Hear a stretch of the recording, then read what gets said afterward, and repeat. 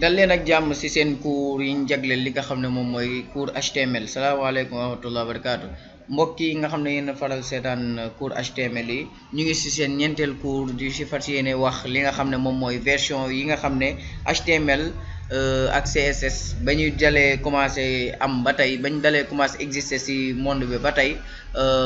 yan version ñoo jotagum am balaa ñoo dugg ci loolu dañuy xamle lan mooy version ba pare pour comprendre lan mooy version rek moom mooy par exemple benn affaire par exemple HTML ki ko créé daf koy créer teg ay stocké ay information am yëpp denc ko donc léegi mu bàyyi information yooyu nga xam ne ñu ngi koy utiliser ay at jég saay rek mu xalaataat yeneen i idée yeneen i affaire yoo xamante ne mun na yokk ci programme bi léegi affaire yooyu noonu da koy créer ba nga xam ne jàppandi na war na ko mun a boole ak version bi nga xam ne war na ko boole ak li nga xam ne moom la stocké woon bu njëkk léegi bu ko boolee bu ko dugalee loolu noonu day nekk beneen version du bokk ak version bi nga xam ne mooy bu njëkk donc loolu ci gàttal loolu moom mooy version pour comprendre bu gaaw ñu jox leen ci exemple bu yomb rek HTML1 par exemple HTML1 comme par exemple ñu ngi ko créé ci atum 1971 donc 1971 jàpp 1972 gars yi dañ ci xaw a wute tuuti quoi de toute façon ñu ngi ko créé 1971 donc depuis 1971 am na ay tag am na ay code yoo xamante ne moom lañu daan utiliser depuis boobu version boobu noonu donc bi ñu demee ba nga xam ne borom HTML xalaat na jàpp na ne am na yeneen code yoo xam bu ko si ajouté HTML am wala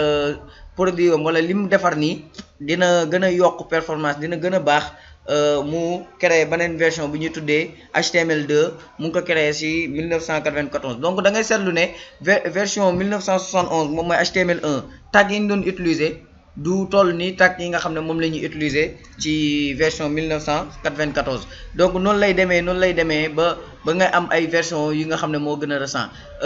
ci cours bi nga xam ne ñu ngi koy jagleel cours HTML incha allah version bi ñuy utiliser moom mooy dernière version tamit version HTML5 muy version bu mujjee génn donc version la boo xamante ne dafa boole tag yoo xamante ne moom lañ doon utiliser depuis 1971 ba tey jii nii donc version bu yombal ay mbir la HTML5 version la boo xamante ne day yombalal boo buggee teg benn vidéo wala nga bugg teg benn photo wala nga bugg créer formulaire wala nga bugg teg ay input yooyu yëpp dinañ ko xam ci biir vidéo yi naka noonu tamit CSS3 donc moom mooy dernière version bu nga xam ne CSS am na ko moom la ñuy utiliser ci seen vidéo bi incha allah ci seen vidéo yi nga xam ne moom la ñuy fas yéene di jagleel cours HTML donc yooyu li tax ñu koy utiliser moom mooy dafay yombal li nga xam ne moom mooy code yi donc mbokk yi bu leen fàtte abonné chaîne bi partage vidéo yi xaar seen 5e vidéo incha allah asalaamaaleykum wa rahmatulah wa barakatu